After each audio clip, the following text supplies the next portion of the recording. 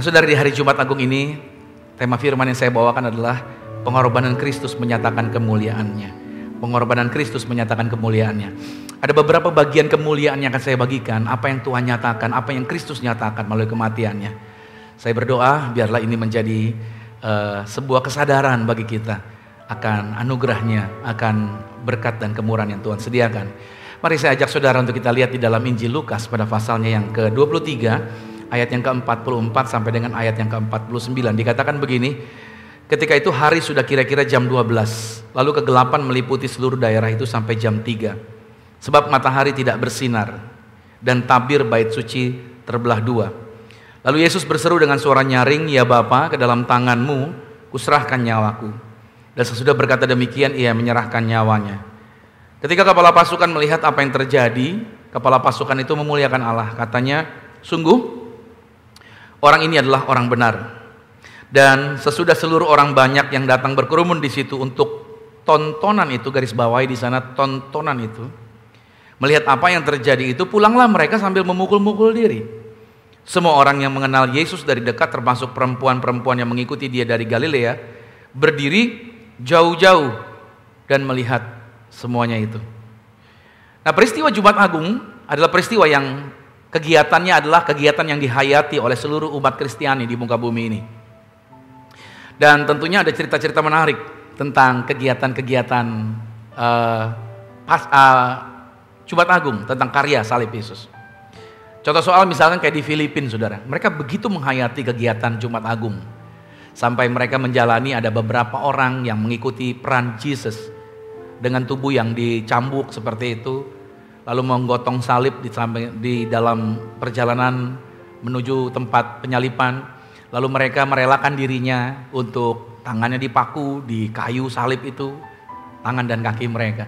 Mereka seolah mau merasakan seperti yang Yesus rasakan. Ya, saya tidak menyarankan saudara untuk melakukan ini, karena memang Alkitab tidak mengarahkan kita untuk melakukan seperti itu. Tapi ada sebuah peristiwa yang cukup unik di Manado. Mereka juga mengadakan acara-acara seperti ini. Misalkan sambil di tengah jalan, karena mereka bebas melakukan itu, mereka di tengah jalan, orang-orang nonton di pinggir kiri kanan jalan gitu ya. Ada pemeran Yesus dan ada pemeran prajurit Romawi. Sambil berjalan, Yesusnya dicambuk gitu ya. Nah, cuman persoalannya karena memang mereka terlalu bersemangat gitu ya. Yang nyambuk lupa kalau ini cuman drama gitu ya. Akhirnya nyambuk agak kekencengan gitu. Jadi yang mikul salib Yesus merasa bahwa kamu terlalu kenceng nyambuknya. Jadi pas dicambuk tuh actionnya tuh beneran gitu. Wah gitu. Orang-orang yang di pinggir-pinggir jalan, mantep actionnya gitu. Padahal itu sakit beneran. Karena yang nyambuknya itu gak kira-kira. Karena lagi di tengah hiruk pikuk orang banyak, dia pikir asik nih gitu kan. Dia gak nyadar. Padahal udah dikasih kode sama pemeran Yesus. Sambil dicambuk, dia nengok ke arah prajuritnya. Pelan-pelan bro gitu. Maksudnya kekencengan lo nyambuknya. Tapi temennya ini gak sadar. Karena berisik kan. Sambil jalan terus dicambuk lagi. Waduh, dia bukan action lagi. Itu udah benar-benar sakit, saudara. Wah, sakit gitu lagi, saudara. Sambil jalan lagi. Dia teriak lagi. Pelan-pelan bro. Tapi yang nyambuk temennya gak ngeh dengan suara teriakan dia.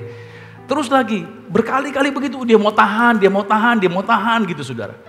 Sampai pada klimaksnya sakitnya. Karena temennya ini gak sadar untuk berhenti gitu. Akhirnya apa yang terjadi? Akhirnya pas sampai satu titik area, dia berhenti, lalu dia buang salibnya, dia balik badan, katanya begini, ini saatnya Yesus marah, gitu katanya saudara.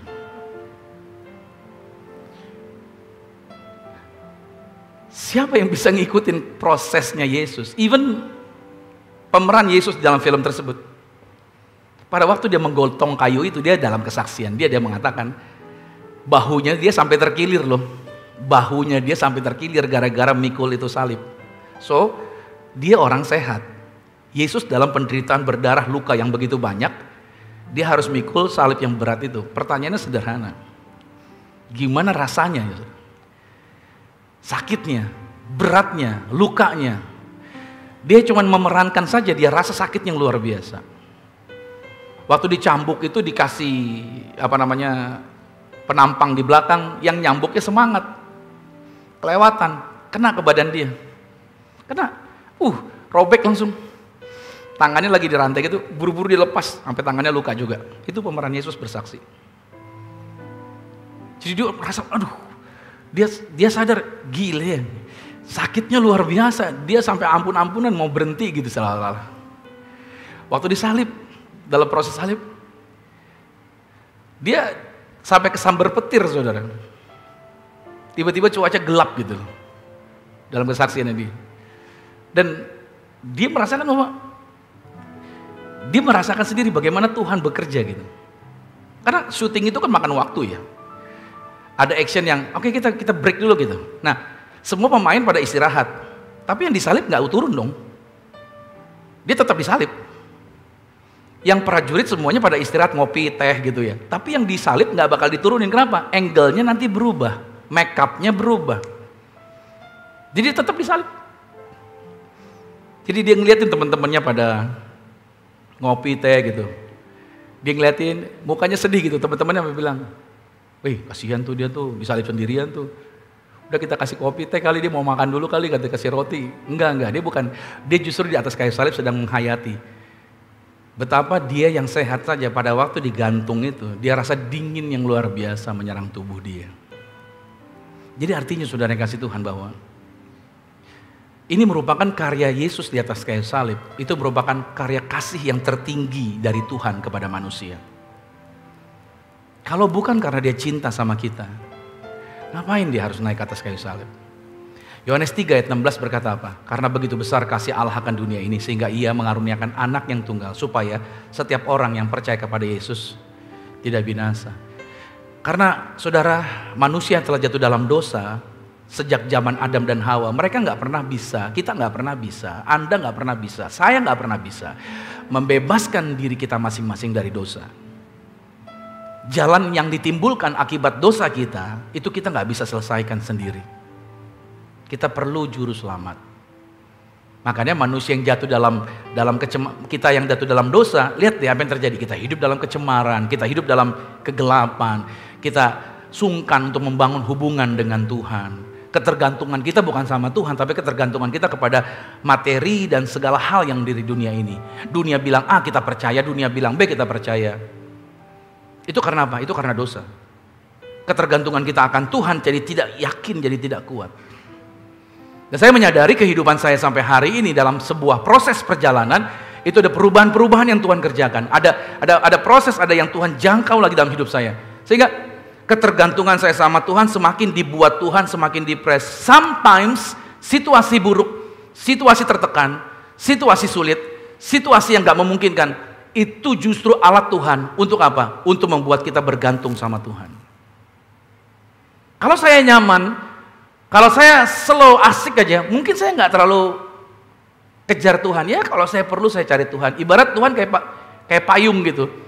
Kalau hujan saya pakai, kalau nggak hujan ya udah, you stay in the corner.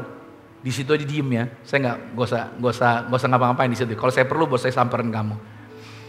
Situasi yang menekan kehidupan saya membuat saya semakin bergantung sama Tuhan. Jadi saya pikir tekanan itu sebenarnya baik loh. Masalah itu sebenarnya baik loh. Amin. Situasi susah sebenarnya itu baik. Untuk apa? Untuk kita pegangan sama Tuhan. Dan mempercayai janji firman-Nya luar biasa buat kita. Makanya ketika kita merayakan hari ini, ya, kita ketika menyadari hari ini kasih Tuhan atas hidup kita, kita perlu menyadari akan apa? Akan kebaikannya, akan kemurahannya, akan cintanya atas hidup kita. Makanya di atas kayu salib Tuhan dinyatakan. Ada kemuliaan yang dinyatakan Tuhan melalui peristiwa di kayu salib. Saya ajak saudara untuk melihat bagiannya. Yang pertama adalah apa? Kegelapan yang meliputi bumi. Sama-sama katakan, kegelapan meliputi bumi. Jam 12 siang Yesus disalib. Orang bertanya, kira-kira Yesus disalib, ya kan? Mati jam berapa Yesus di atas kayu salib? Mati jam berapa kira-kira saudara? Jam 3. Teman saya kurang ajar saudara. Bro, Yesus mati jam berapa? Jam 3. Salah bro. Jadi Sebenarnya jam 3 lewat 15. Loh kenapa? Kalau Yesus mati jam 3, tangannya begini bro. Tapi tangan Yesus begini, jadi jam 3 lewat 15. Oh iya, oke.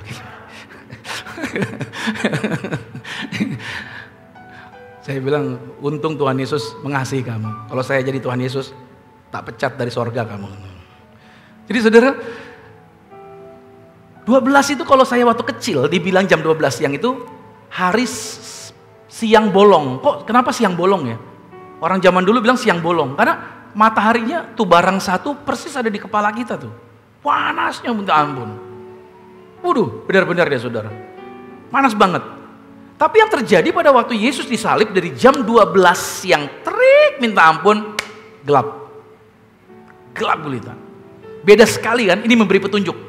Kitab Kejadian pasal 1 memberi petunjuk. Pada mulanya Allah menciptakan terang. Tadinya gelap, Tuhan rubah menjadi terang. So, lihat baik. Tuhan tidak menciptakan benda penerang. Tapi Tuhan menciptakan apa? Terang. Catat deh. Tuhan tidak menciptakan benda penerang, tapi Tuhan ciptakan terang dulu. Ini memberi petunjuk ini. Terang itu bukan didasari karena adanya suatu benda yang menerangi. Tapi terang itu berbicara siapa? Terang itu berbicara Tuhan sendiri. Dialah terang.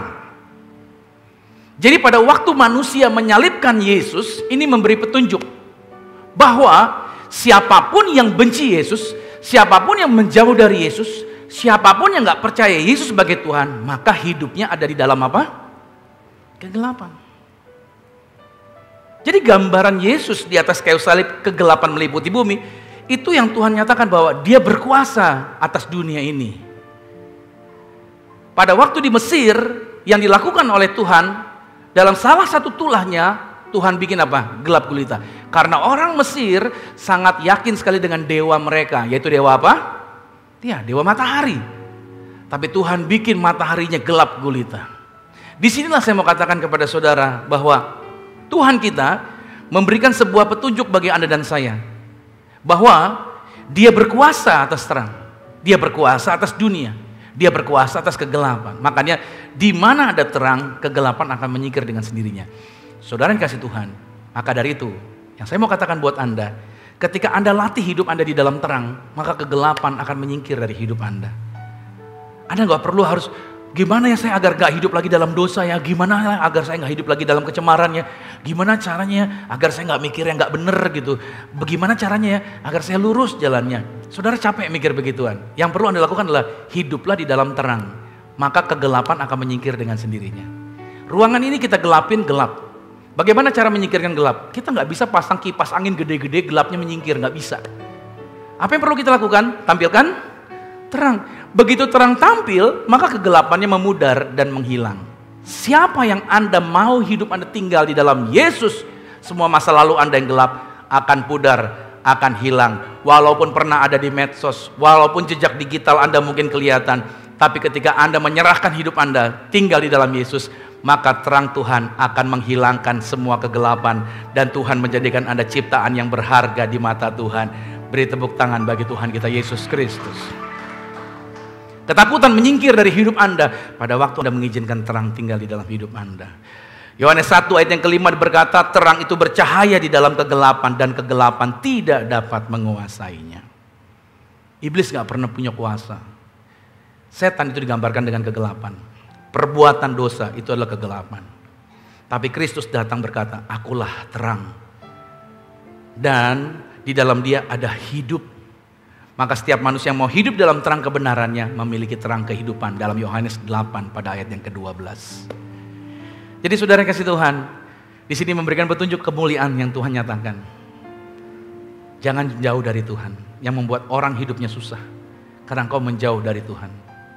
Siapa yang menjauh dari terang, dia akan tinggal di dalam kegelapan. Siapa yang menjauh dari Tuhan, dia akan sulit melihat jalan kehidupan Anda. Dia akan tersandung jalannya. Tapi ketika Anda berjalan di dalam terang, firman-Nya berkata, firman-Mu adalah pelita bagi kakiku, terang bagi jalanku. Jalan Anda akan benar. Yang bikin orang jalannya kacau, yang bikin orang jalannya salah, karena dia jauh dari terang. Memang ketika ke dalam terang saudara, maka terang itu tuh akan menelanjangi hal-hal yang tidak baik. Nah persoalannya kita pengennya tersembunyi. Kita pengennya ngumpet agar nggak ketahuan gitu. Di hari Jumat Agung ini kita diingatkan, yuk kita tinggalkan semua hal-hal yang gelap tadi. Izinkan Tuhan menerangi dan terang kita terpancar agar orang-orang melihat perubahan hidup kita. Ada amin? Ayo, kalau dulu pernah gagal, dulu pernah hidup dalam gelap, jangan ngulangin lagi. Istilah saya begini, bodoh sekali-kali gak apa-apa, bodoh sekali-kali gak apa-apa, tapi jangan jadi bodoh yang sempurna. Udah tahu gagal, udah tahu salah, udah tahu error itu, masih aja mau terus di situ. Nanti udah tiarap gitu ya, Tuhan kok begini ya, bukan Tuhan yang bikin. Tapi setiap orang yang lari dari Tuhan, dia akan tiarap hidupnya. Saya menyadari sampai hari ini, terang Tuhan membuat saya bisa berdiri sampai hari ini. Saya menyadari bersama teman-teman yang melayani bersama-sama dengan kami. Kalau mereka yang bisa melayani hari ini, yang ada di panggung, yang ada di tempat ini bersama-sama dengan kami di sini, mereka belasan tahun bersama-sama dengan saya, saudara.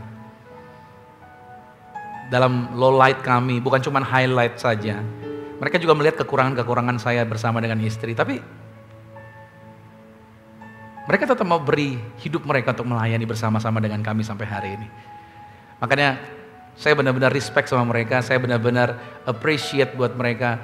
Saya benar-benar angkat jempol buat mereka. Kenapa? Karena mereka ini adalah orang-orang yang luar biasa bersama dengan kami. Kalau boleh kita beri tepuk tangan buat teman-teman tadi, saudara yang luar biasa yang bersama-sama dengan kita di sini. Saya menyadari bahwa saya nggak bisa semua area saya handle, enggak. Saya bisa khotbah, saya bisa nyanyi, tapi nggak semua area saya bisa pegang. Makanya saya nggak malu minta tolong sama orang.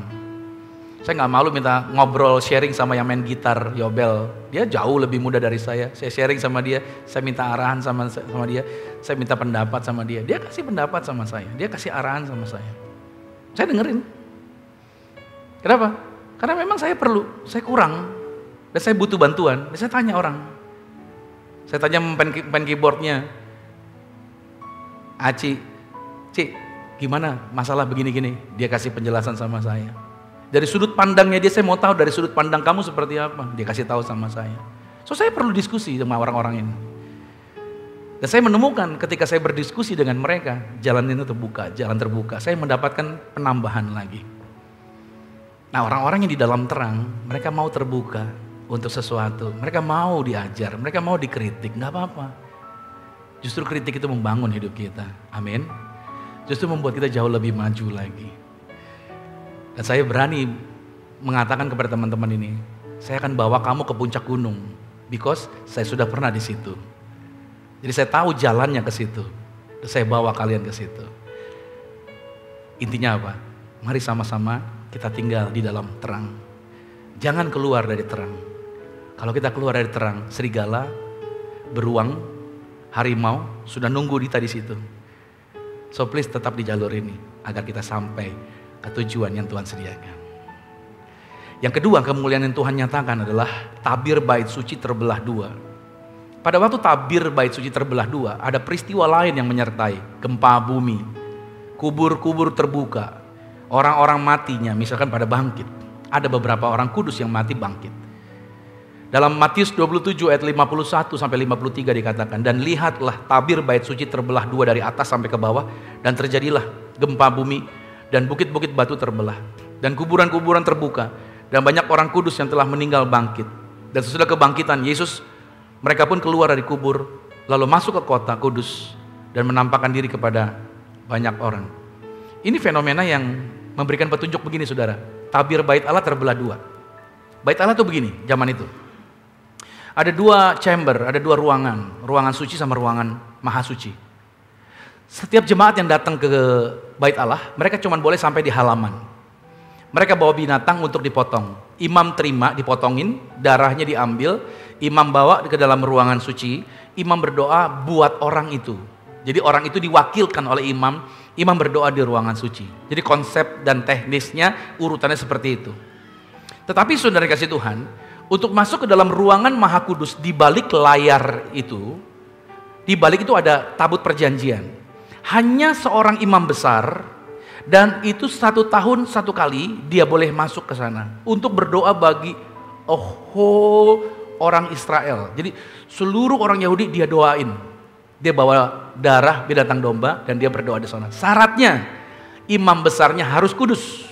Nggak boleh salah, nggak boleh dosa. That's why 1 bulan sebelum dia akan dijadwalkan masuk ke dalam ruangan Maha Kudus, dia ada tinggal di bait Allah, sudah dikarantina, tidak boleh ketemu keluarganya.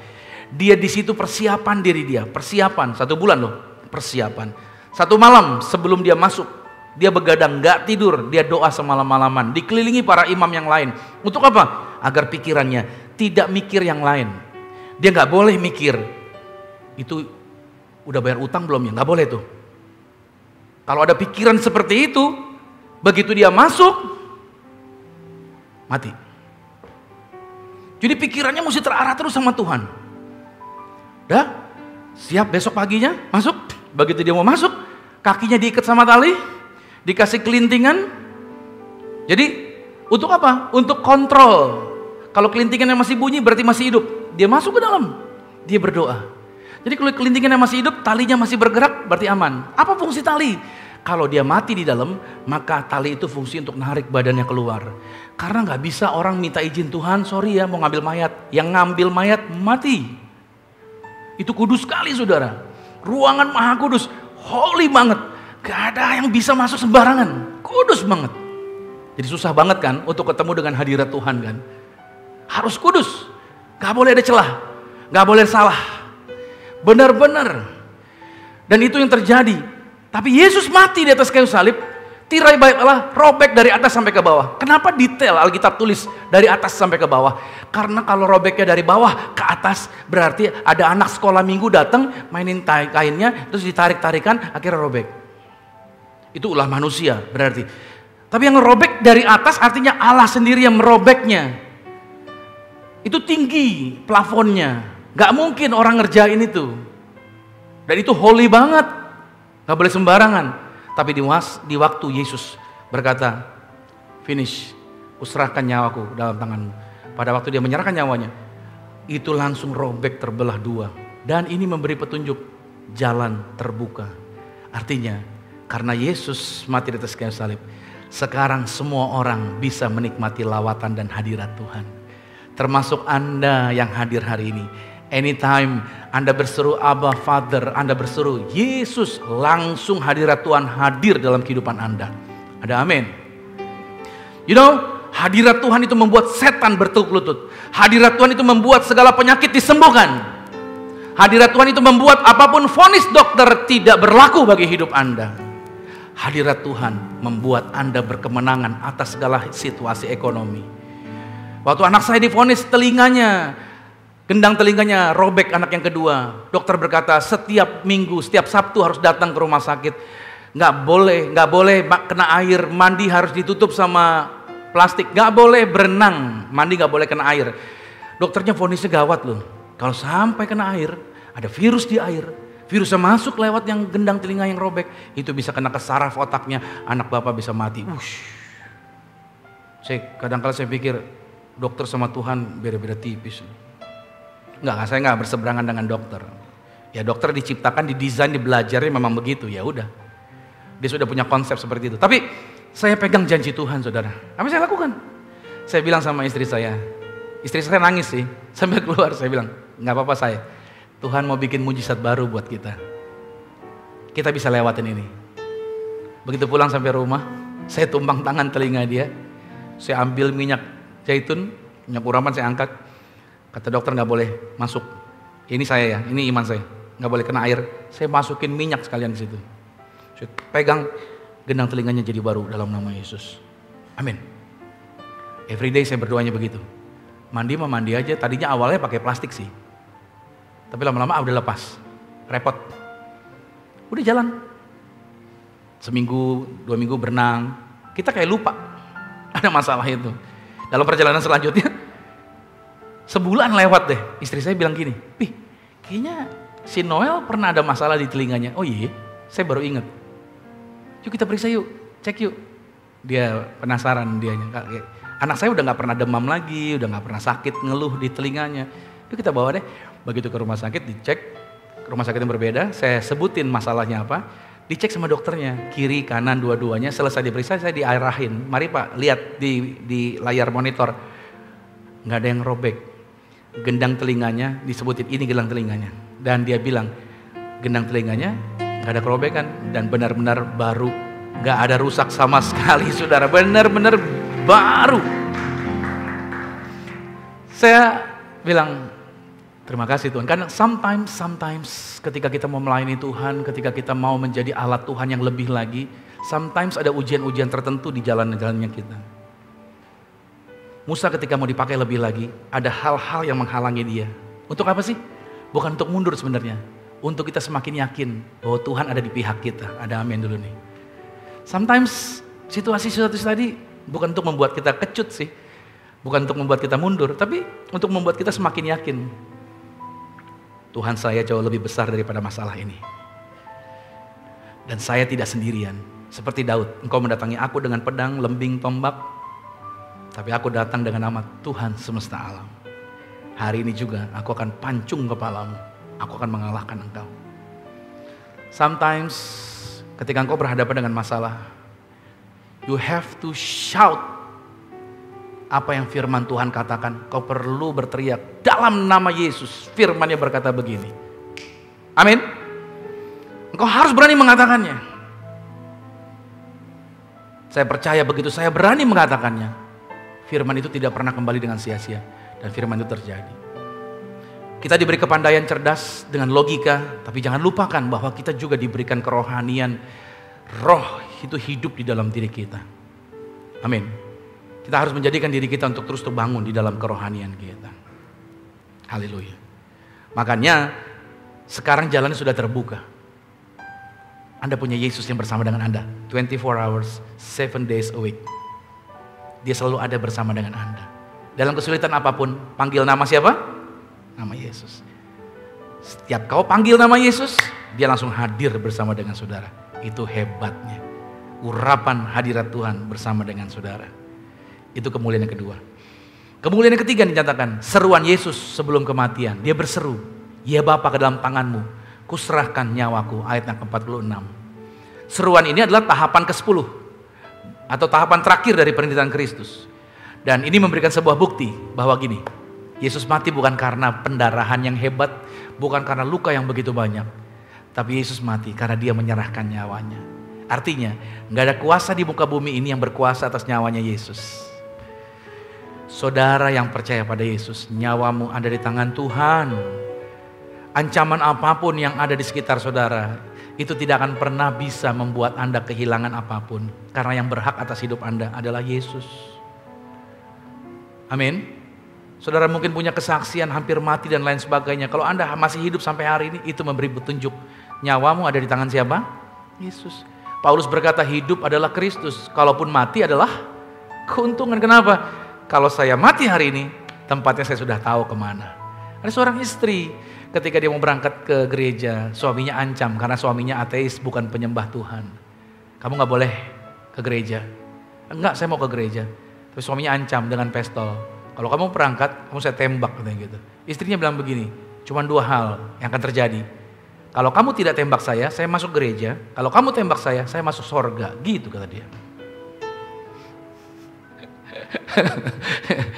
Sama-sama untung dua-duanya. Makanya saya katakan sama saudara, ikut berjalan bersama Yesus, hidupmu beruntung luar biasa. Amin.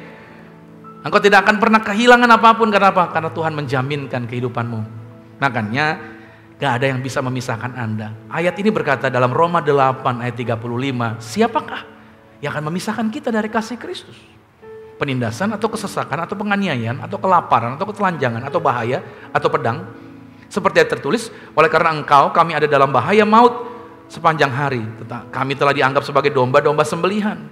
Tetapi dalam semuanya itu kita lebih daripada orang-orang yang menang oleh Dia yang telah mengasihi kita. Sebab aku yakin bahwa baik maut maupun hidup, baik malaikat-malaikat maupun pemerintah-pemerintah, baik yang ada sekarang maupun yang akan datang, atau kuasa-kuasa, baik yang di atas atau di bawah, ataupun sesuatu makhluk lain, dikatakan begini, tidak akan dapat memisahkan kita dari kasih Allah yang ada di dalam Kristus Yesus. Saudara kasih Tuhan, gak ada yang dapat memisahkan Anda dari kasih Yesus. Mungkin Anda datang hari ini, pendeta, saya banyak salah Pak, saya banyak dosa. Histori sejarah saya bermasalah banget gitu.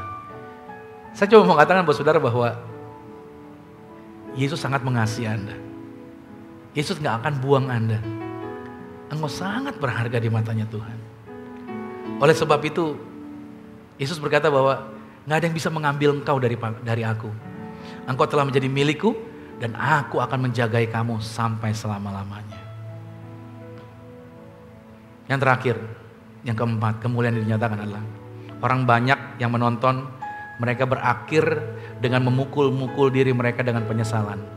Gini saudara, orang Roma itu punya kebiasaan, suka bikin sebuah kegiatan pertandingan gladiator, orang diadu sama singa. Ketika berdarah-darah, mereka bukannya ngeri, bukannya kasihan, tapi seneng, gembira. Makanya peristiwa Yesus disalib itu proyeknya orang Roma. Tujuan agar apa? Agar orang yang menonton, wah seneng ada tontonan berdarah-darah. Begitu saudara. Itu orang Roma punya konsep seperti itu. Makanya sebuah pertanyaan besar ketika film The Passion adalah, who really killed Jesus? Apakah orang Yahudi yang bunuh Yesus atau orang Roma yang bunuh Yesus?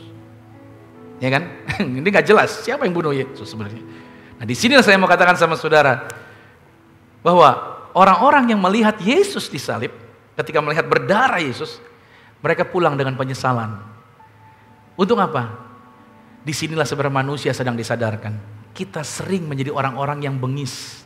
Tanpa sadar kita telah senang ketika kita menyaksikan penderitaan orang lain. Sorry ya, saya gak mau nyinggung apapun. Kalau kita nonton film perang, film pembunuhan, kita senang ya. Tuh penjahat itu, ditembak, mati lu, mampus lu, ya kan? Benar nggak? Kita senang kan? Nah, kena lo. Nah, gitu kan? Kita senang banget nontonin begitu-gituan tuh, ya kan? Terus tambahan lagi nih, zaman dulu kalau orang-orang tua ya ngelihat darah apa? Aduh, ngeri saya. Aduh, takut. Zaman now, anak-anak main game apa? Aduh, saya kurang darah nih, tambah darah dong. Mau cari darah lagi nih, tambahan darah nih, tambah darah nih gitu, ya kan? Zaman now anak-anak malah seneng apa? Yang berdarah-darah, ya kan? Game-game yang berdarah-darah, wah, penganiayaan dan lain sebagainya, wah, makin asik. Itu yang terjadi. Nah ini memberikan petunjuk bahwa dengan orang-orang memukul-mukul diri, ini memberi petunjuk bagi kita. Ayo, belas kasih Tuhan telah diberikan bagi kita. Seharusnya kita juga punya hati yang sama seperti Yesus, punya hati berbelas kasih. Amin. Jangan jadi orang yang suka beda-bedain orang, saudara. Seringkali kita suka underestimate, sama orang ini kita terima, sama orang itu kita terima, oh yang ini enggak. Kita pikir yang ini lebih baik, kita pikir orang yang ini yang lebih baik, ini boleh jadi mendekat dengan saya. Saudara, kita harusnya menjadi orang-orang yang menyadari bahwa kasih Yesus itu universal buat semua orang. Amin. Kita jangan underestimate orang-orang tertentu. Mungkin mereka punya masa lalu yang mungkin di pandangan mata kita, ya gak beres. Tapi saya yakin dan percaya bahwa Tuhan punya cara untuk merubah hidup orang kok. Tuhan bisa memperbaharui orang itu. Meskipun mungkin masa lalunya buruk. Tapi saya yakin dan percaya, di mata Tuhan, dengan caranya Tuhan bisa desain kembali. Jadi baik, jadi luar biasa, jadi dahsyat, jadi mulia, dan bisa dipakai untuk jadi berkat yang besar. Orangnya siapa yang mau dipakai Tuhan? Maka Tuhan Yesus bertanya begini, lihat nih, Allah gak pernah paksa, tapi dia bilang begini, siapa yang akan aku utus ya? Dia ngomong begitu sama Yesaya. Tapi sebelumnya Yesaya diperlihatkan dengan kemuliaan Tuhan. Allah gak pernah paksa, tapi Allah memberikan penawaran. Siapa yang akan aku utus? Hari ini di hari Jumat Agung ini, Tuhan bertanya kepada setiap kita, akankah kita mau dipakai sebagai alatnya Tuhan? Amin. Apakah engkau mengizinkan Tuhan memakai Anda lebih dari levelmu yang sekarang? Apakah engkau mengizinkan Tuhan mengubahkan hidupmu untuk dibawa kepada perkara-perkara yang lebih besar lagi? Jangan pernah berteriak gini, Tuhan saya pengen hidup ini gak ada masalah. Saya takut kalau Anda ngomong begitu, nanti Tuhan kasih, ini nak 2 kali 1, kuburan langsung. Jangan saudara, hidup kita masih panjang, masih banyak hal yang bisa kita kerjakan.